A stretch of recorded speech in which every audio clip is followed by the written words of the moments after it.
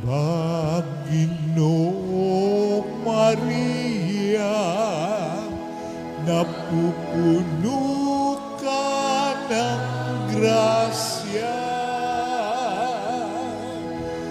Diyos ay kapiling mo, Rina. Alleluia,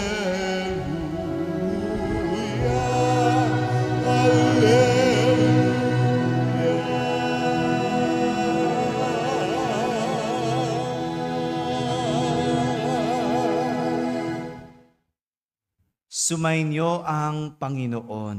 At sumayo rin. Ang mabuting balita ng Panginoon ayon kay San Lucas. Papuri sa iyo, Panginoon.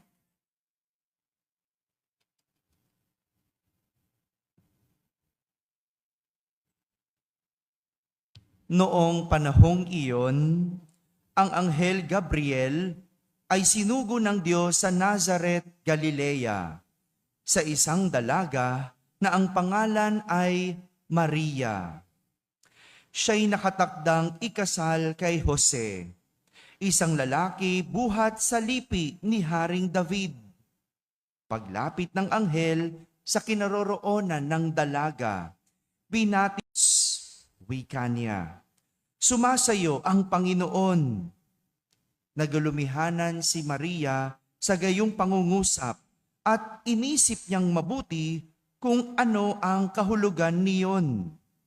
Kaya't sinabi sa kanya ng anghel, "Huwag kang matakot, Maria, sapagkat kinalulugdan ka ng Diyos. Makinig ka, ikaw ay maglilihi at manganganak ng isang lalaki, at siya'y tatawagin mong Jesus. Magiging dakila siya at tatawaging anak ng kataas-taasan. Ibibigay sa kanya ng Panginoong Diyos ang trono ng kanyang amang si David. Maghahari siya sa angkan ni Jacob magpakailanman, at ang kanyang paghahari ay walang hanggan." Paanong mangyayari ito, gayong ako'y dalaga? Tanong ni Maria. Sumagot ang anghel, "Bababa sa iyo ang Espiritu Santo at lililiman ka ng kapangyarihan ng kataas-taasan. Kaya't banal ang ipanganganak mo at tatawaging anak ng Diyos. Natatandaan mo ang iyong kamag-anak na si Elizabeth? Alam ng lahat na siya ay baog. Ngunit naglihi siya sa kabila ng kanyang katandaan. At ngayoy ika-6 na buwan na ng kanyang pagdadalang tao, sapagkat walang hindi mapangyayari ang Diyos." Sumagot si Maria, "Ako'y alipin ng Panginoon. Mangyari sa akin ang iyong sinabi." At nilisan siya ng anghel. Mga kapatid, ang mabuting balita ng Panginoon. Pinupuri ka namin, Panginoong Jesucristo. Umupo ang lahat at makinig sa homilya. Isang magandang umaga po sa inyong lahat. Magandang umaga sa mga nasa barangay, sa mga nasa tahanan na nagsisimba via online, at sa lahat ng nasa abroad. Kasama kayo sa aming banal na pagtahan ni Maria bilang Reyna ng langit at lupa. Sabihin nyo nga po, Reyna. Yan. Kaya pag nilayan natin kung ano ang pinagkaiba ni Maria sa ibang reyna. May kilala ba kayong mga reyna? Ha? Sino? Reyna? Reyna Elena. Oh, kilala daw niyo si Reyna Elena. Sino pa? Sino pa reyna?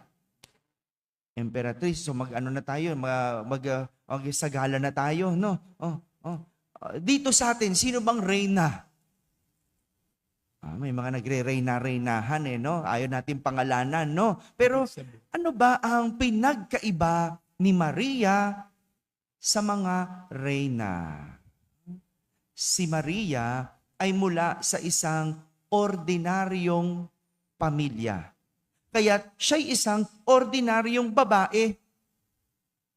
Sino mag-aakala na magiging ina siya ng anak ng Diyos? Kung hindi dahil sa kanyang pagsunod sa Diyos, hindi siya magiging reyna ng langit at lupa. At dahil ang kanyang pagiging reyna ay nakadikit sa paghahari ni Jesus. Kaya reyna si Maria kasi kay Jesus. Kung hindi siya sumunod, magiging reyna ba siya? Hindi. Kaya tandaan niyo yan. Ang pagiging reyna ni Maria ay laging nakadikit kay Jesus. Kung walang Jesus, walang Mariang reyna. Ngunit ang pagiging reyna ni Maria ay hindi lang isang titulo, kundi isang buhay. Ang pagiging reyna ni Maria ay kanyang buhay. Ito ang pinagkaiba ni Maria sa ibang reyna. Di ba? Yung mga reyna nag-aagaw-agaw o nag-aaway-away sa titulo.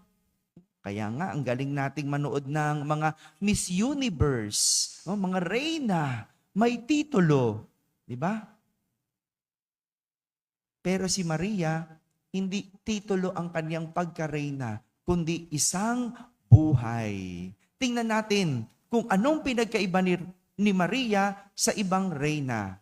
Una, kung ang ibang reyna, sila ang nasusunod, si Maria, siya ang sumunod.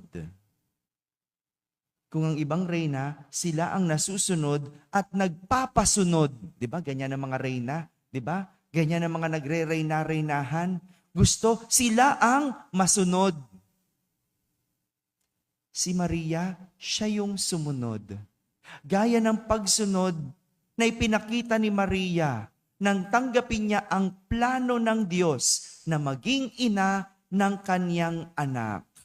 Iyan yung ebanghelyong ating narinig, hindi ba? Sinong nagbalita sa kanya ng plano? Ang anghel Gabriel. Sinunod niya. Bagaman hindi niya naiintindihan, bagamat meron siyang mga tanong, tinanggap ni Maria ang plano ng Diyos. Ganon din, naganap ang unang milagro ni Jesus. Ano yung unang milagro ni Jesus? Yung gawin niyang alak, yung unang milagro. Diba? Anong ginawa ni Maria? Sumunod. Kaya nga sabi niya sa mga tao, gawin ninyo kung ano ang sasabihin niya. Gawin ninyo kung ano ang sasabihin niya. Si Maria bilang reyna, hindi siya ang nasusunod o nagpapasunod, kundi siya ang sumunod.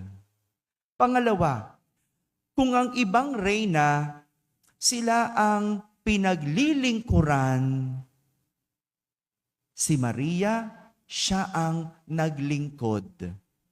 Diba? Ganyan yung mga reyna, diba? No? Yung pinaglilingkuran. Meron pa nga reyna, yung pinapakain ng ubas.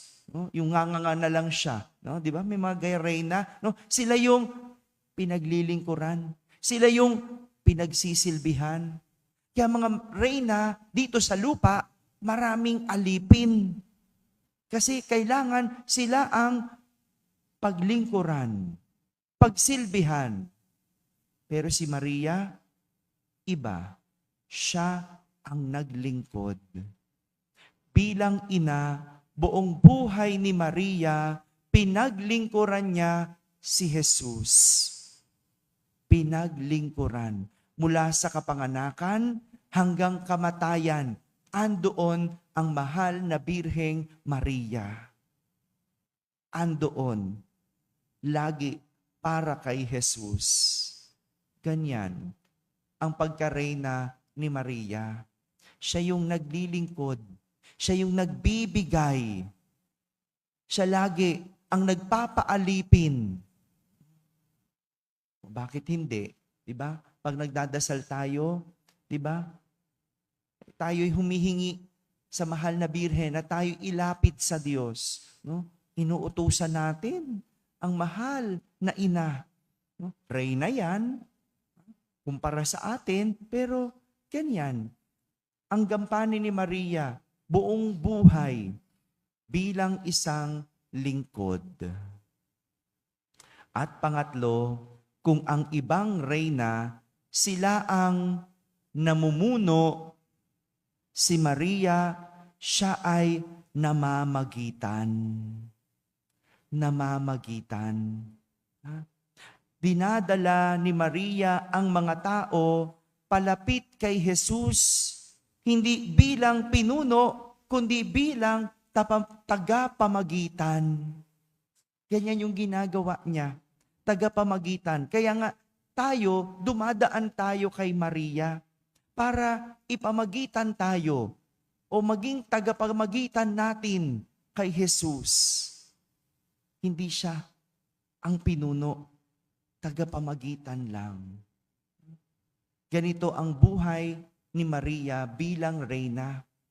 Kakaiba pero banal. Mahirap pero masaya. Puno ng pagsubok pero hindi nauubusan ng pag-asa. Lahat ito ay dahil walang hindi mapangyayari ang Diyos. Yan ang alam ng mahal na Birhen. At yan ang pinanghahawakan niya.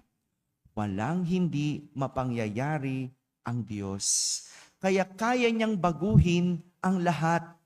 Basta tayo ay nakikipagkaisa sa Diyos. Si Maria, nabago ang buhay ng dahil sa pagsunod. Kung gusto mo rin mabago ang iyong buhay, kailangan marunong sumunod. Ika nga, a good leader should be a good follower. Kung gusto mong maging magaling at mabuting pinuno, kailangan magaling ka ring sumunod. Magaling sumunod. Ang pamumuno, hindi tungkol sa iyo. Ito'y tungkol sa mga tao. Ganyan ang pinuno. Kaya huwag tayong pili ng kung sinong pinuno. Tignan nyo sila ngayon. Yung mga tao na namumuno na tungkol sa kanilang sarili, inuuna ang kanilang sarili, hindi nagiging magaling at mabuting pinuno. Tingnan nyo, pangalanan nyo sila. Suriin ninyo. At si Maria, isang halimbawa ng pagiging reyna sa atin. Dahil hindi tungkol ang lahat sa kanyang sarili, kundi tungkol ito lahat sa Diyos.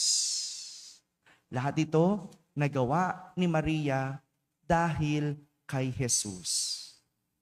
Dahil kay Jesus. Siya'y sumunod,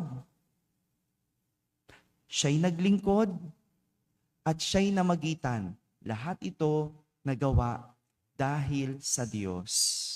Dahil kay Jesus. Kaya tayo, nakapaglilingkod sa kapwa, sa simbahan, dahil kay Jesus.